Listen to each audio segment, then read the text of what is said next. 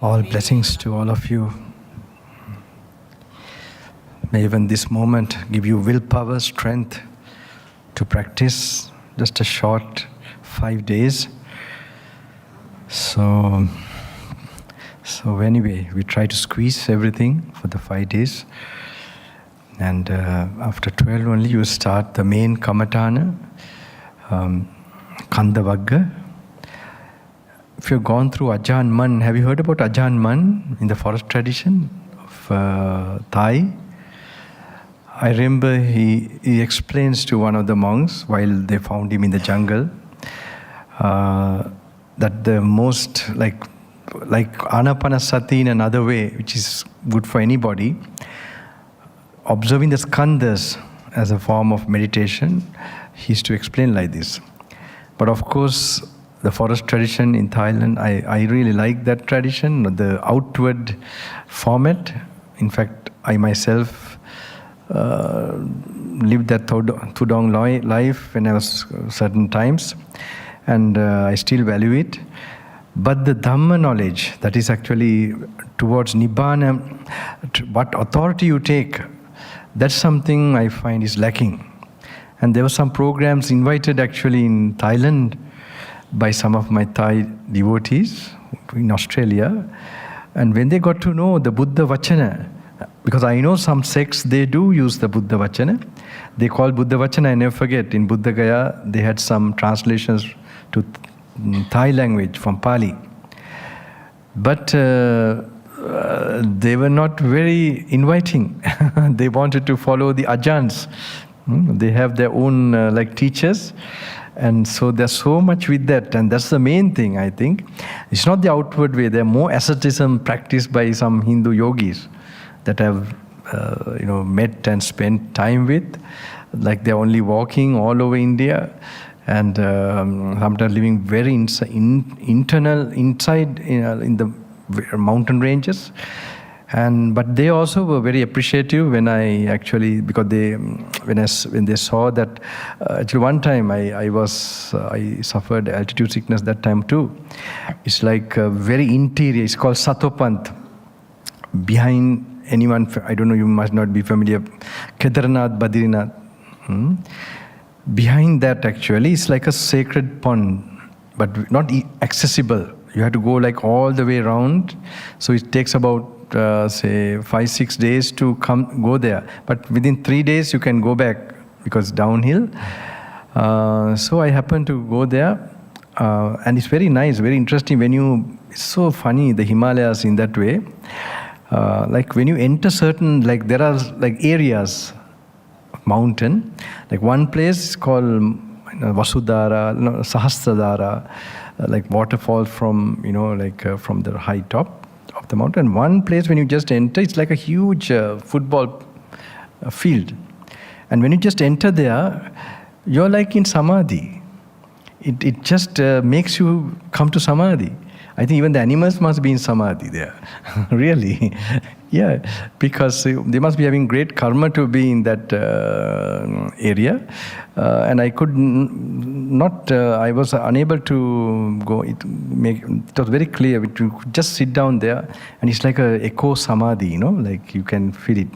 So I can see I feel like this, some yogis from ancient times, they have left their treasure there.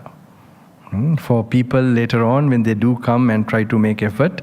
So maybe if they had pupils, they would have parted to them and they would have left some of the energies there. So these are all in the energies line. It relates with cosmic energy and samadhi. So my life also very much connected with that part too. But then also the wisdom part, where very unique to a Buddha. His name also suggests, Buddha. Wisdom part, which is very much to do with self-realization and coming out of this karmic cycle forever. So even before, the goal of other seekers were to come out of this karmic cycle forever. They were not just meditating to be peaceful and all that. They had a greater view of the world before. That means they knew about next life, the karma, all that. Nowadays, we even doubt that. Okay, so we are trying out meditation to just feel peaceful. And that's a very, very shallow, very narrow kind of purpose for meditating. I mean, so for people who have that, I always say, okay, do more research. So I suggest Edgar Cayce, many mentions. Nobody has heard this book, right? No? Oh, so anyway, I don't think this will give you a lot of, like to have an idea about past lives from people who had that psychic ability in the West. There are case studies, like he used to diagnose people far away who have, some kind of ailments and all that, which had no solutions by any other conventional way. So then he used to go into this unconscious state, and he doesn't know anything what he's speaking. There's someone like a secretary who writes down everything what he says.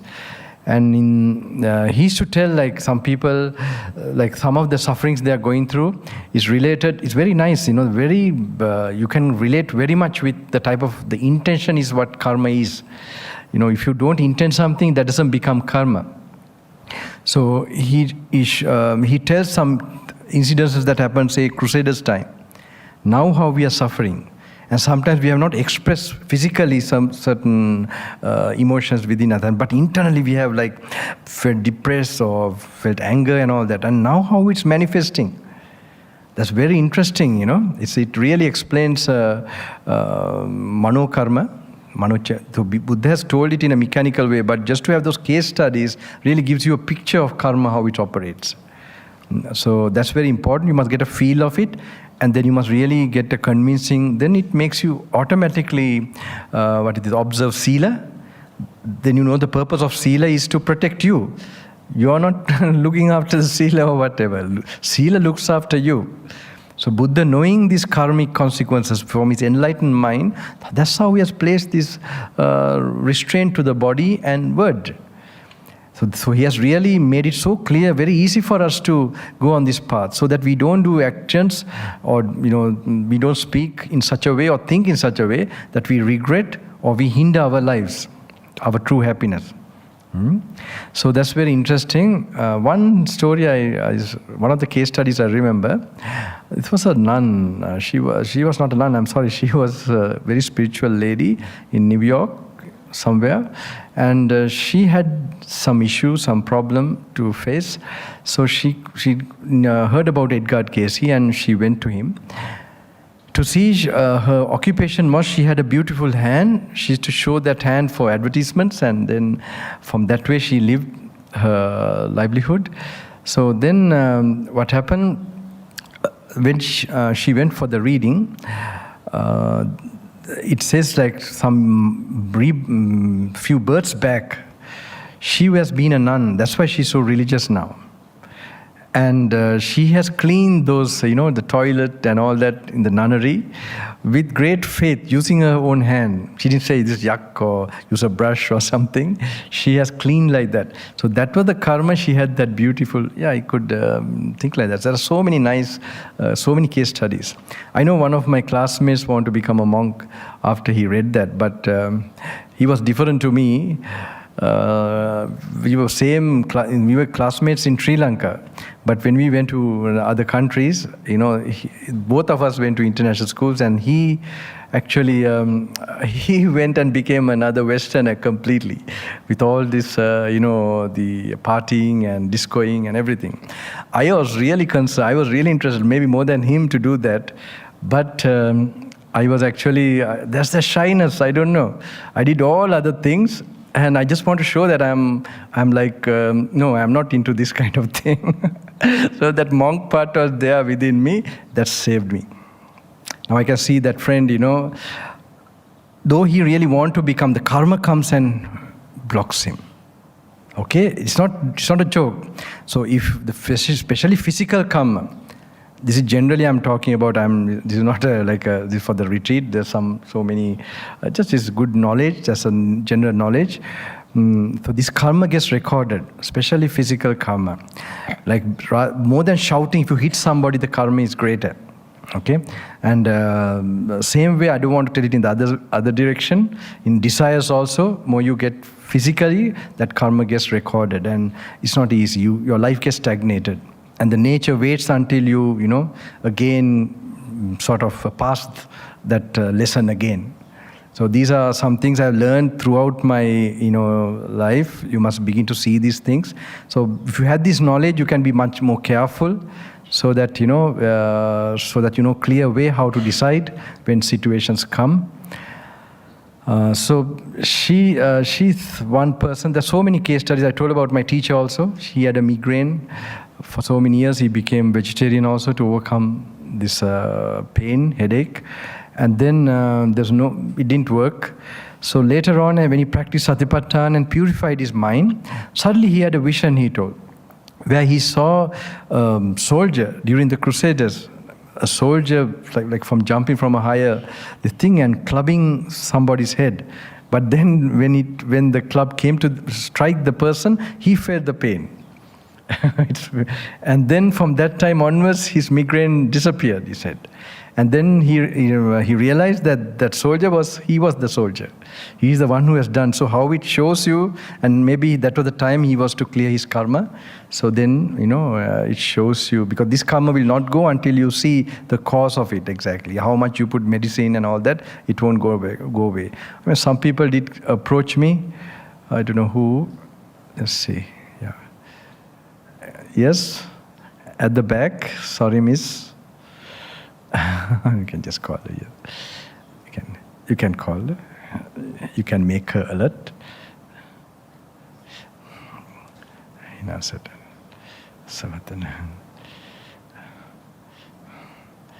okay. I'm telling something for all of you actually, because I know how many of you have come from outside, like now for sort of. Because this is actually a very intense retreat, okay? But I have told people just to make it available for anyone to. This is something which I got from a forest monk who was a wandering monk, not just 1 year, 2 years. For so many years he spent, my teacher, and I met him when he was very old, and he was still a wandering monk, and then I became his attendant. So later on, I met him, I got the opportunity to stay with him. Then only he gave me a kind of I spent a retreat with him. There was no arranged retreat, or he doesn't do like that. We just accidentally met him there, and there's another story behind how it was not that easy to come close to him there that time. But that 14 days I spent with him was I think the most life-changing period. Because with all the obstacles, I managed to go there and spend with him. So there he gave a sort of sequence of suttas. This is now what I'm giving for the retreat. So this sequence, there's a certain way. Then I realized later when I was going through that, in solitude. So as a yogi, not as an intellectual person, I have never been a scholar or anyone. I was already yogi from age of 18. I was meditating, tranquilizing myself, and I had my own insights through physics actually, and about impermanence and all that. That story I can't tell here, maybe in a program in case I happen to this thing. But then with the suttas, I also knew how to apply it. That's very important. So this is not new to me that time also. When I read, it's like a pointer for me to contemplate. Now normally the sutta is, because that was the original way how it happened, Buddha's time. Okay? But now we have become less meditators and then more scholars. So when we are trying to, then we distort, we don't use the sutta in a proper way. It actually distorts and, it really destroys the sutta. So, because they are really pointers to real wisdom. That means it makes you aware of the final truths of our being. So, for this purpose now actually the retreat also. So they are going, I think I have made it to 5 days. In fact, because I want it to be available to much as possible. It's not really practical to have some kind of like instant noodles or something. So this is actually very out of my grade, too much desire to part to you all. But at least you will get, I tell you 3 days, give me 3 days, 4 days, I see results coming to people. Definitely you will, definitely your certain path will be open to you. So, but who are coming now and going, well, anyway, better something than nothing, right? So that way is okay. So I'll be, you'll see what I'm doing for them just now today, what I have to do. But yesterday I explained some things, how to contemplate, something what my teacher gave me as very deep, and so that you learn to have some, familiarity to type of thinking you must do. And then when you are doing the sutta, it will be very helpful. It helped me. What is the most important thing I told, remember, regarding the Dhamma? If anyone remember from yesterday? Can anyone remember? Like anything you feel that was really important, or it was quite good? Or what is important in terms of, I told it's a meditation object also. Can anyone recall? Anybody? What about you? Regarding the last breath and last thought, remember? Anyone remember that? Last breath, last thought. I explained, something about that. And the conditioned nature of consciousness, and when there's no conditions, what are the two conditions that won't be there? Craving and karma. When they're absent, that you are not distracted, or your mind doesn't go to focus on anything, then you can keep full attention to the breath. And when the last breath goes, if you can keep there, not that if you can, you will be able to keep there if you don't have these two things. Okay? Then what happens? Then the causes for consciousness is no more, so it can't arise. That's a very, very key thing. Now, what you're going to go through now, Kanda Vagga, will be very much touching again and again about this. And it's not that you're learning, it's that you have to know all this, that you are slowly familiarizing to that thinking, and suddenly it might be a spark. This is about the real truth of our being and what we are made up of, and how this consciousness is continuing, and how the consciousness will not continue. This is the Paticca Samuppada. Not this. Conditioned phenomena. This is how you experience Nibbana. This is one way, this is just a sample. So there could be a different way when you're reading the suttas, okay? I told, bring more young people. Tell there's a mad monk here. Yes, you must tell them. If you know what I do in the morning, you can ask Sanura, Isn't it Sanura? So it's only a part of it. In fact, I'm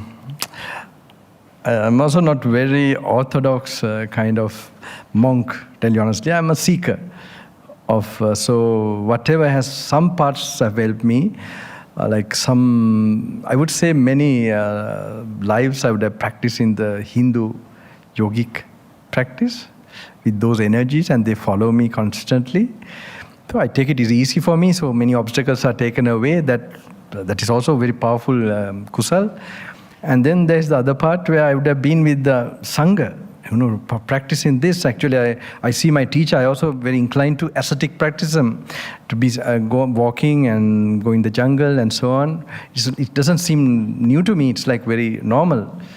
So even for programs, in the beginning, I didn't want to come in the vehicle, I used to get down from far away and then walk to the programs in Australia and other places.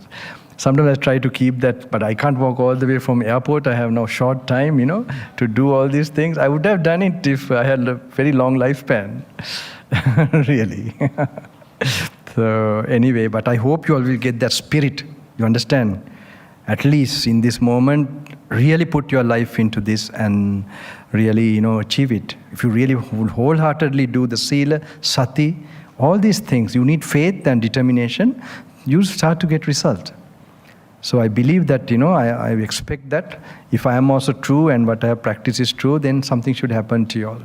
If that doesn't happen, maybe I go back to Himalayas and the jungles and then we see another life. Okay. Yeah, it also tests if that is true, and you can see, like you can't impart this by some kind of, you have to live that life, and that is the one that makes the person transform. So it's not that, like, even though if you want to change your family, your husband, your wife, or your children, or your co-workers, the thing is you have to do it. It has a mystical force. You see some teachers, in their presence, people change. They really change, Like we had some great monks, they passed away. So people who were drinking, they stopped drinking. They did other things. When they were talking, they were teaching. So I know from them from young age, they used to practice. We saw them practicing. So if you keep practicing, it creates a mystical force. That's the test to know that, really, you don't have to struggle much teaching, going behind, seeing whether people are practicing. No need that. You do this, it automatically generates. After you die also, it generates inspiration and strength to others. So this is something you must learn to tap and know that there is such a thing. Page number 16. The big book. Okay. Doesn't matter. The ones who don't have, you can hear, listen. Okay. Anyway, you're like getting relaxed step by step. So this is very important, at least physical, that not holding nature of your muscles and your body. Sorry? Fall asleep. What is the solution? Stand up and wait. Stand up and wait. Stand up, stand up. No, I mean, if you feel very sleepy, I don't know whether you can fall asleep standing up. No, so yeah. But best thing is, if you are feeling sleepy, if you're reading, it's good. Sometimes when you're reading also you feel sleepy. So this is like some strong karma coming also, like this is a defilement. A sensual desire may come, but then thoughts, and then the sleepiness may come. So these things can come. So what you can do is actually don't go for calming meditation. You will fall asleep for sure. So what you do is, very good one is an exercise like reading, trying to think. Or you can do some chanting. Okay, continuously a chanting, so that you just, and then a walking meditation, and then think something which is inspiring to you. Okay, so it's like when you're trying to light a fire, you don't start with the big logs. You start with small. You start the fire in a small way, and start the burning. So that's how the meditation you must learn. It's a certain art. So you learn to think about something inspiring, chant something, or do a little bit walking, and when you feel you have overcome that and you're fresh, then you can sit down, or you can even go back to proper contemplation, reading, and so on. Okay, it's quite a fight continuously. Also, sometimes you might have regret. You might not think positive enough. Something's underlying you are having in your heart. I don't want, I hope during the retreat, I'm feeling some few. I hope that will go away from your heart. What to do? That's okay. It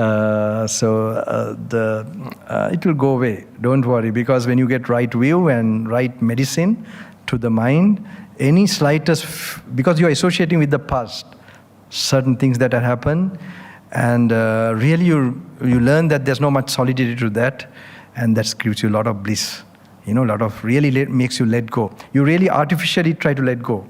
Okay, but it's not really happening. All right. So, but when you come here, hopefully, there are people who have got cancer. They come, and they are thinking they're going to die, and they come for the program. But they get to know that I may die before that, because I talk to them about each person has a real life, a certain lifespan, which we know.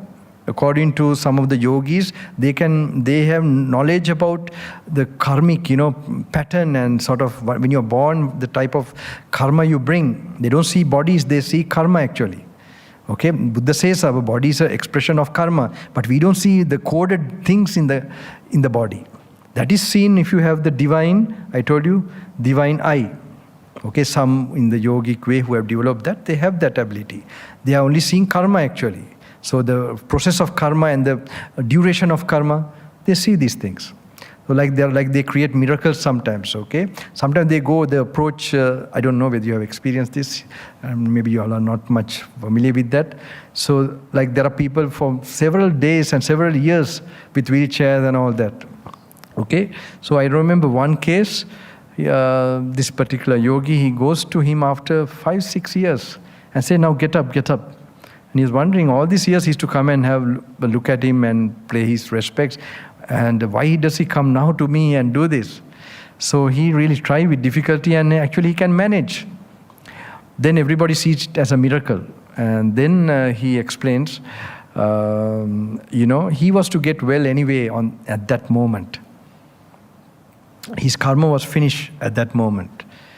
But the difference is that he knows the time. He knows the time. That's why he went at that particular time. So even if somebody goes there, but no one knows, have that ability to see that this particular time, that particular karma will be finishing. Okay, so these are things that I quite went through long years ago. So, so very important to have, even if you have something, that's why I told you, anything that has happened to you would not be for your bad, like there's some purpose, something you don't understand yet. Okay, maybe some divorce, many things, loss of children, loss of so many things. These are the things that cause people emotionally. Physical pain is no problem sometimes, but those other pains, they last longer and really takes hold of you. But it can be the pain in blessing, in disguise. It might be the one that will propel you towards actually higher evolution. Okay, so. And when you master the art of meditation to be in the present moment more and more, and when you get a taste of that delight, suddenly your karmas will start burning very fast. People who have been tortured and all that, who became enlightened later, nothing. They don't have those memories and thoughts, nothing. They look so joyful. Okay, so that will happen. That should happen to anybody. People who have gone through more suffering than what maybe you're going through, but they got the chance to master this. So you must be people who have now come to the teachings like this. You must master this, so that you all are people. Every moment you're burning your karma by meditating, being meditative, and then experiencing that special feeling that you get in meditation.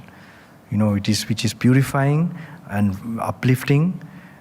And it's not to be taught tomorrow how to get it, so you have to train again. It won't come naturally. You have to remind yourself again and again the basic practice, just to pay attention to what is going on, what you're seeing immediately, hearing immediately, and going into that empty kind of space now, in the now.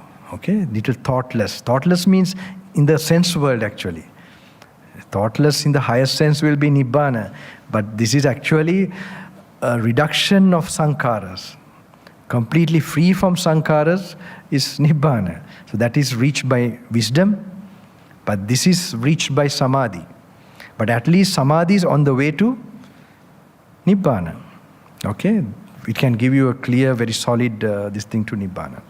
But there's a big shift in meditation. Samadhi is used for the insight. All right. So it doesn't mean that when you're doing samadhi also, now I told you 6 to 12, in this retreat you are not supposed to do more than 1 hour, because this retreat has a different purpose for you to establish in the Buddha, the main, this is actually training you to establish with the cherry in top of the cake or whatever, right? So really giving you that gem, which this is Yoniso Manasikara, it is called wise reflection. So just that is given, but that will really work when you clear your life. Okay? When you make your steady life. So don't you have the cherry, but you have not realized that. So for realization to happen, you must learn to enjoy life with meditation. And now in this practice also, you will learn to, first to be in the present moment, be mindful. When you go to the toilet, don't talk. I'm talking a lot, right? That's the problem. I feel that I'm talking a lot, telling you all to be silent. But I hope you should be practicing. I told you that this realization comes from a silent zone. All right? So even you being silent is important, and remaining in a silent place is also important. But if you don't find the silence, then don't fight with it. All right, that is greater silence. You have silenced your mind. Okay, so that is that art you must learn. That I call the non-clinging meditation. Non-clinging meditation. That means you don't cling to silence. So if you don't cling to silence, if sound comes, it won't be a problem. Not only that, anything else that disturbs you, you must immediately be mindful to check what you attach to. You must learn to look at your own faults. That's very important.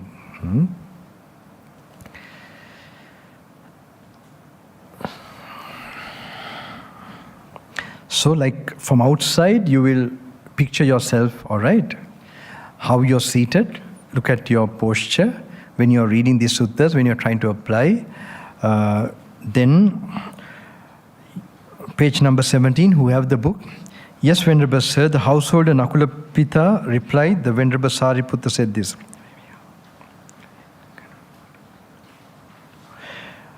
Oh, didn't it occur to you, householder, to question the Blessed One further as to how one is afflicted in body and afflicted in mind, and how one is afflicted in body but not afflicted in mind?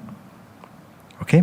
We would come from far away, Venerable Sir, to learn the meaning of this statement from the Venerable Sariputta. It would be good indeed if the Venerable Sariputta would clear up the meaning of this statement. Then listen and attend closely, householder, I will speak. Yes, Venerable Sir, the householder Nakulapita replied. The Venerable Sariputta said this. How, householder, is one afflicted in body and afflicted in mind? Here, householder, the uninstructed worldling, who is not a seer of the noble ones and is unskilled and undisciplined in their Dhamma, who is not a seer of superior persons and is unskilled and undisciplined in their Dhamma, regards form as self. Okay? Now you're picturing your form. Okay? This is the normal idea we have normally. We are thinking these nails are mine, these fingers are mine, this body is mine. Now just be aware how you are having the ego. Okay?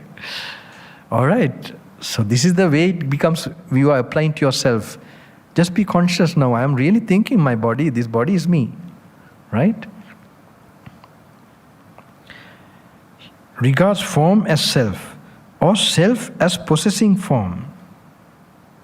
Or self idea is separately there, that body is possessing it. Okay, this is one view. It's all types, possibilities of views you will get. Or form as in self, or self as in form. He lives obsessed by the notion, I am form, form is mine. As he lives obsessed by these notions, that form of his changes and alters. With the change and alteration of form, there arise in him sorrow, lamentation, pain, displeasure, and despair. He regards feeling as self, or self as possessing feeling, or feeling as in self, or self as in feeling. He lives obsessed by the notion, I am feeling. Feeling is mine. So when you're reading this, maybe you're getting a certain feeling in your body which you're noticing. Okay? Apply to that. Okay? That's why you can do this more easily if you have trained more to be in the present moment. Okay? These suttas are normally told when the person is very ripe. But now we are doing ripe in samadhi. So this is just one time told is enough to actually attain Nibbana. But for us, doesn't matter, we are getting some kind of exercise and we are trying something, it will be helpful for us. He lives obsessed by the notion, I am feeling, feeling is mine. As he lives obsessed by these notions, that feeling of his changes and alters. With the change and alteration of feeling, there arise in him sorrow, lamentation, pain, displeasure, and despair. Okay, now say if you had a feeling when some very dear person came to our home, say maybe after a long time, and that person gave us great feelings. You know that friend I told you, we were in Bangkok actually. His parents were there. I came from Lesotho that time. So we as classmates, we were very naughty. I was the naughtiest in Sri Lanka. And then, of course, we have gone to later on to higher schools, and then we met there. So there was some soul connection, and sometimes we crack jokes that, we would have died laughing. So all night we spent like that. And later on, I never forget, when we were leaving, I could see a teardrop in his eyes. So, of course, I was by that time practicing. I was quite detached from all these people too much. From the age of 18, so this was like 23. I was 23, 22, 23. So anything, if you get the attachment, you get good feelings. And with the good feelings, you really indulge in that. When the feelings are no more, when they're changing, what happens? You think it's my feeling. The my idea comes because of craving. And when it changes, you just imagine even what has happened to you all this time. It may be you are taking it for granted. You are not noticed. You are not looked back and studied that happening, how it has happened to you. Now is a time, this is a type of meditation where that's why Buddhism is called, I think, phenomenology. Phenomenology, yeah, it is correct.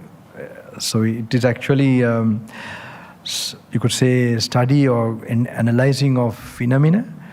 And so I am feeling, a feeling is mine. As he lives obsessed by these notions, that feeling of his changes and alters.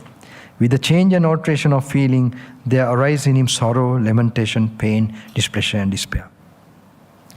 Now actually, like when my cousin passed away, my grandma, in fact, she couldn't be consoled. So I was in the island hermitage with my teacher. In fact, in the night, my teacher did tell about, my thoughts went to your cousin. He knew that he was in the Air Force. So, but he will never go out of the topic, of the general Dhamma topic to a sort of very... So I knew it was something very... So next day we get a telegram to the island hermitage. We were with my teacher there. So in that hermitage, and then I told to the other administrative monk, it must be about my cousin, because Bhante told like this. And I was suspecting actually. So when we left, when I went, then I can see the whole house, all the relations and all that. Some of my relations were very materialistic and so on. And they also worried about me meditating so much. But they were very frightened in front of me to question it, because I would notice that it created a personality strong. So they were so weak they couldn't confront me. But they used to worry my grandma, what is he doing? And when I come, they're all like this. Those days, yeah, it was very interesting. It was a tough time for me also, because, I was in jeans and t-shirt and so on. So anyway, when I went, they were looking now, the meditating relation, how is he going to take up? Because they're all suffering with this family problem. When I came, I could see his body is not to be found. With 60 commandos, the plane has disappeared. So anyway, I went straight to the room, because they know he was close to me like a friend. He used to confide to me, and I used to listen to Pirit and all that, right? So when he comes to my room, he doesn't want to be serious with me. So he off the Pirit, the chanting, and sit down. And so I also allow him what I took him, okay. And there's some relations jealous with that, because, well, Shanaka is so serious, but with him, he's like a friend. So anyway, they were watching how I would react. I went straight to my room. I passed by, and that time I was going through the Salayatana Vagga, which you are going to do maybe day after tomorrow or tomorrow evening. You'll be starting. So that is where you contemplate the ear, how it is not yours. A simple reflection, how to know the anatta nature.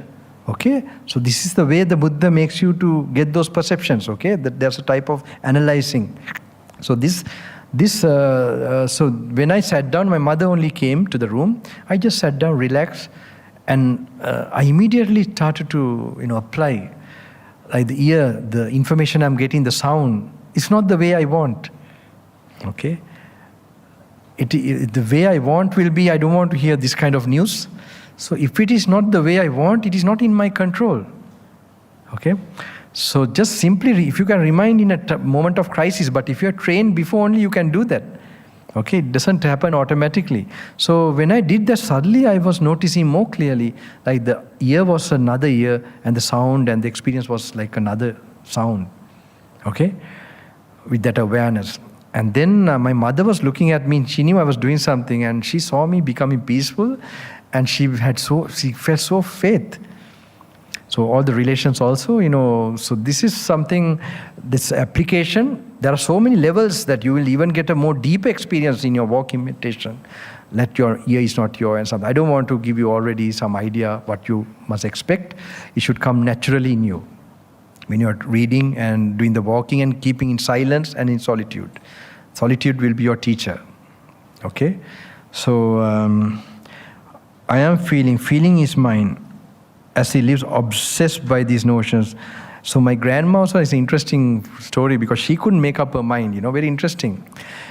So I finally have to confront her and reason out with her. I said to her, when my grandfather died, you said, you didn't cry. I asked her, I questioned her. Then she said, yes, I didn't. She used to tell that time I had the Dhamma and all that, like that she used to tell. Then I said, you're crying when my cousin passed away? Why you can't make up your mind? Then I explained to her why. Because she was getting so many good feelings from him. What are the good feelings? He used to pay the electricity bill or make the telephone or, so many things. So she was going to miss that. All right? But the grandfather, he used to be beside my grandma with a whiskey, scolding every night. Maybe my grandmother was waiting the day he passed away. And now she tells, oh, well, it is Dhamma and all that. No, it's not true. Right? So this is feelings, how you see when you attach to feelings. You could get pleasurable feelings, then you crave for it. No, look at for dogs and animals. Okay? More than your other relations, maybe a pet, the level of attachment you can get, because it creates pleasant feelings. And unfortunately, we have also learned to indulge in this kind of, attachment to bodies, and it brings so much suffering to us. So it's lack of our knowledge about the Dhamma and how to help a dog or an animal. It's not that way. You see, it's according to the Temiya Jataka. If you are to raise their consciousness, anybody's consciousness, you have to attain that level of detachment. And the vibrations that go from you as a detached person, it raises their consciousness. If you hear the Jataka stories, one of Buddha's birth stories, Temiya Jataka, where he became a yogi in the Himalayas, and his parents came, king and queen. This is another story how he came to that. Okay, then they also became, you could say, yogis, and the whole country, they have huge monastery in the Himalayas. It said it was made, and then they also became yogis.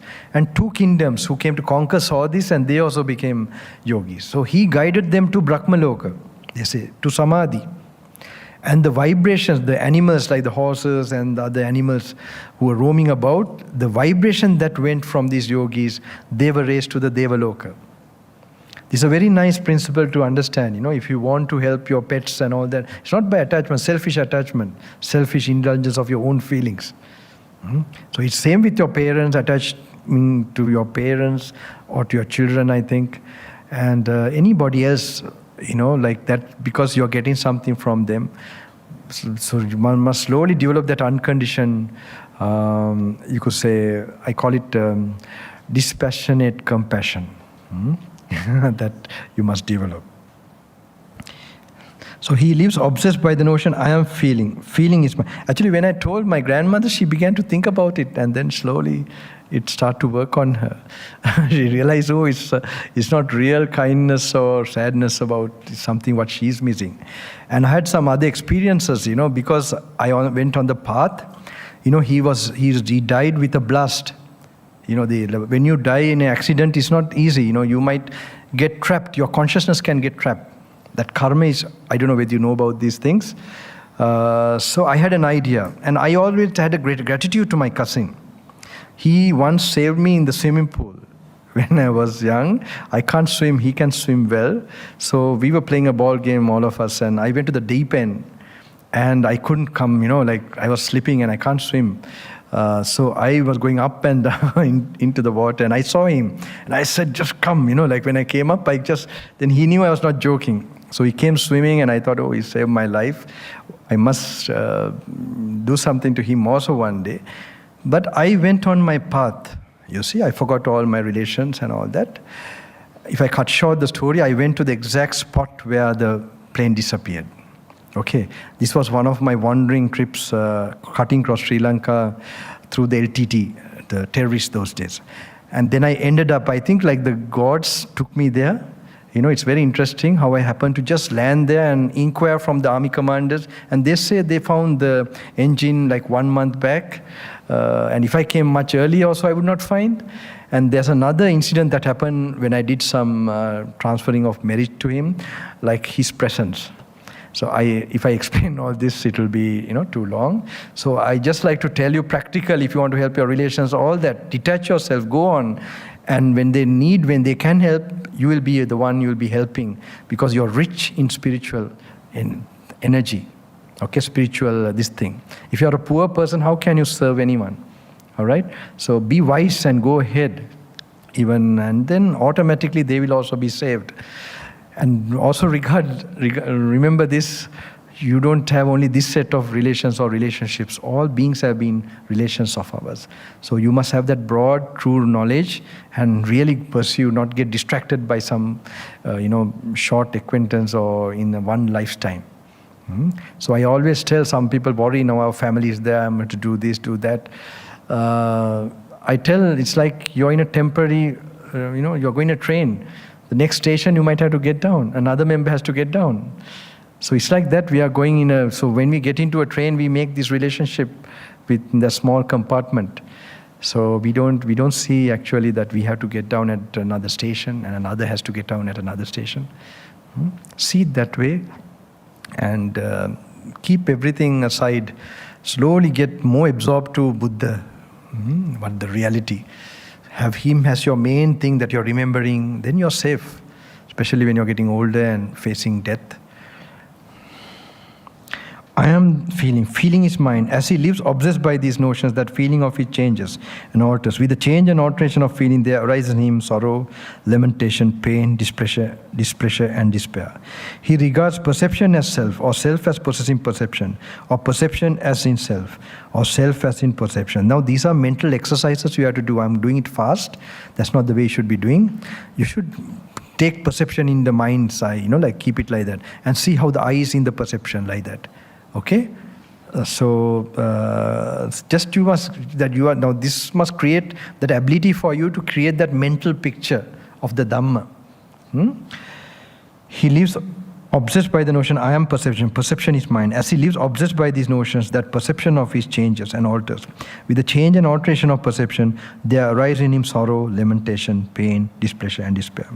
He regards volitional formations as self, or self as possessing volitional formations, or volitional formations as self, or self as volitional formations. He lives obsessed by the notion, I am volitional formations are mine. As he lives obsessed by these notions. Now the way we reacted sometimes with anger or greed, that also we think I reacted, okay? I am the one who did it. It was cause and effect. There's a perception that came, so based on that there's a reaction. So you learn to see that phenomena nature, okay? So then that self idea will diminish, okay?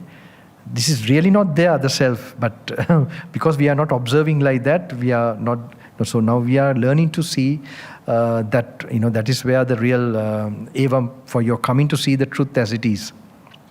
Those volitional formations of his changes and alters. With the change and alteration of volitional formations, there arise in him sorrow, lamentation, pain, displeasure, and despair.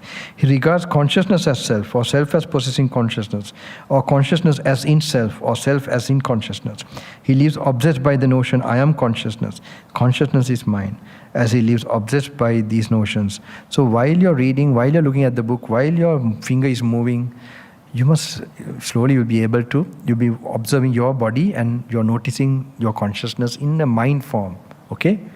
So this is a special type of awareness and contemplative mind you are awakening. All right? that consciousness of his changes and alters. With the change and alteration of consciousness, there arise in him sorrow, lamentation, pain, displeasure, and despair. It is in such a way, householder, that one is afflicted in body and afflicted in mind. And how, that is the normal way we are, okay? And how, householder, is one afflicted in body but not afflicted in mind? Here, householder, in instructed noble disciple, who is a seer of noble ones and is skilled in discipline in their Dhamma, who is a seer of superior persons and is skilled and disciplined in their Dhamma, does not regard form as self, or self as possessing form, or form as in self. When you're properly contemplating, you'll be immediately noticing your in-breath and out-breath also. Not that you're going to watch the breath, you're come sufficient to the present moment and then you're applying it. Okay? So these are signs that you're in the right direction of, applying it to the present moment, to now also. Not the intellectual kind of, like you're gathering some kind of knowledge. Alright? It becomes a meditation object. Yes? Can you explain what is volitional formation? Yeah, that is the reaction part, the chetana. That is like when I told you, like in a moment of consciousness, like you have the ear and object and then the reflection, then you immediately get a consciousness. And in that consciousness, the immediate factor is you begin to feel. And what you feel, you perceive. That is called perception, as pleasant, unpleasant, or neutral. And if you perceive it as pleasant, there's another part which reacts with greed, the reacting part. And another, if it is a pleasant, you perceive it as pleasant, you react with greed. If it is perceived as unpleasant, you react with aversion. So that reaction part is called the mental volition. So the reaction part is called a volitional formation. Yeah, that's right. In the Pali word is actually sankhara and is connected with intention. Now intention, it creates an intention in you. So that creation of intention comes with greed, hate, or delusion. So that becomes karma also. So constantly we are reacting like that. Okay? Is it clear? Yeah. Does not regard form as self, or self as possessing form, or form as in self, or self as in form. He does not live obsessed by the notions, I am form is mine. As he lives unobsessed by these notions, that form of his changes and alters. With the change and alteration of form, there do not arise in him sorrow, lamentation, pain, displeasure, and despair. So it's here, he does not regard feeling, perception, volitional formations. Next page, right? He does not regard consciousness. Because there's no time, he does not regard consciousness as self, or self as possessing consciousness, or consciousness as in self, or self as in consciousness. He does not live obsessed by the notions, I am consciousness, consciousness is mine. As he lives unobsessed by these notions, that consciousness of his changes and alters. With the change and alteration of consciousness, there do not arise in him sorrow, lamentation, pain, displeasure, and despair. It is in such a way, householder, that one is afflicted in body, but not afflicted in mind. Okay? So you can, from after 12, you can continue to read, read and contemplate, okay? The other one is very nice, Haridakani. I read it yesterday, and I will be coming at around 4 o'clock, okay? Around 4 o'clock. All right, don't expect, but I might come, okay? I have been coming more now because I don't know, but you'll get addicted to meeting me like this. This is not good. You must learn to be alone. Like in Sri Lanka, it's yes? It's the first time I've heard of this action. I always wondered, is that what you mean? Yes, actually more you have control your senses and more you are not indulging your sense gratification, then you get the real compassion. Okay? Then you can come to the dhyana, samadhi level of compassion also. That is a very infinite experience. Alright? And then I also call the compassion you get from your guts, I don't know, the Sinhalese, there's a very crude word. Like I used to like Bruce Lee too much when I was young, I like fighting, so I even practice this thing. So, he says he used the hip, the punch, okay? Chinese boxing, right? I would have been born Chinese previous lives, definitely. Because I have a very so from the guts, normally that is kind of awakening of energy field that is a compassion of a mother also, that are motherly. So that can lead you to samadhi. All right, so that can be activated. So those are samadhi. That's very high. So to get that also, you must have a level of dispassion. If you indulge in your senses, you can't get that energy. You have the chi energy also, right? You are maybe familiar. So these things come with character. It comes with sila, and then samadhi. Okay, and then you can activate that higher levels of true compassion. And there's samadhi levels. It can go up to the 4th dhyana, the compassion meditation can go, but don't worry about all these. Just even get good enough. So it goes with dispassion means that way. Like you can't have ever some passion to somebody and that you can't call it compassion. You can't. If you really want to have compassion, you have to really detach from what you're attached to. Otherwise, you can't generate that this thing. And you also help the others to get that dispassion. Help them by example and strengthening them towards that. Because knowing the universal suffering that comes from passion. Yeah.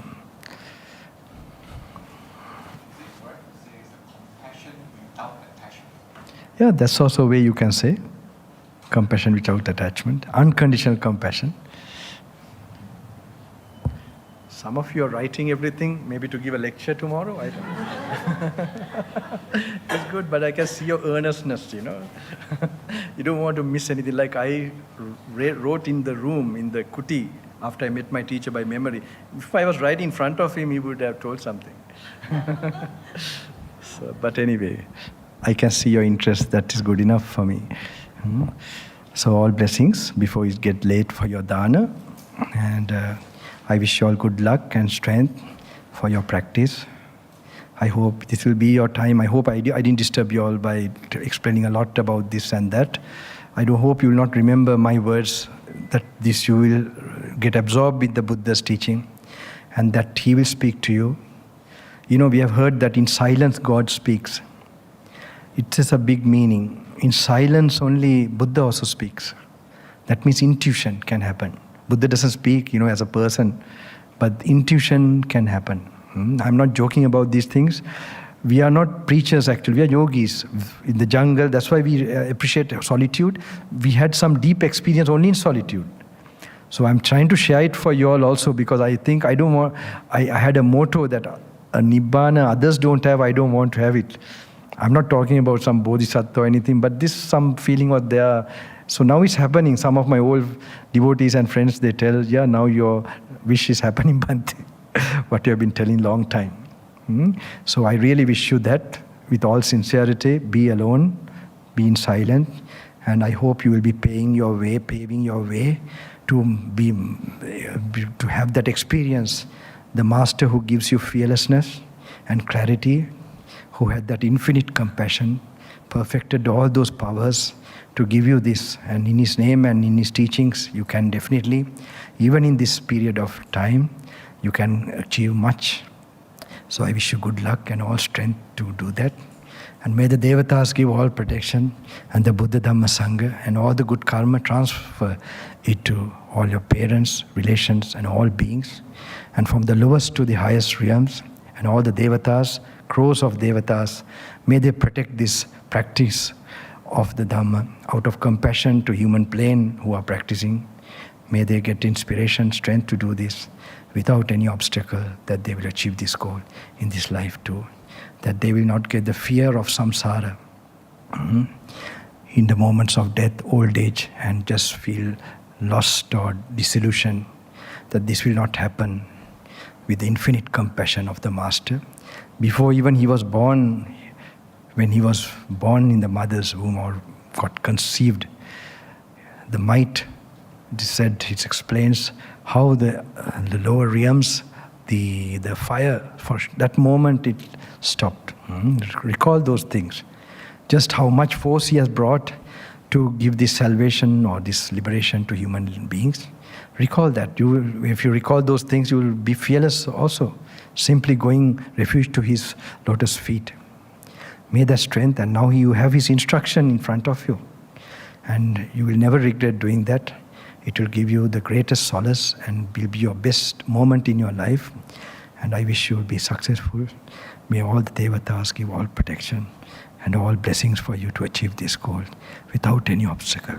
Swapatvetva, dukim videtva, nivansuvalabhat.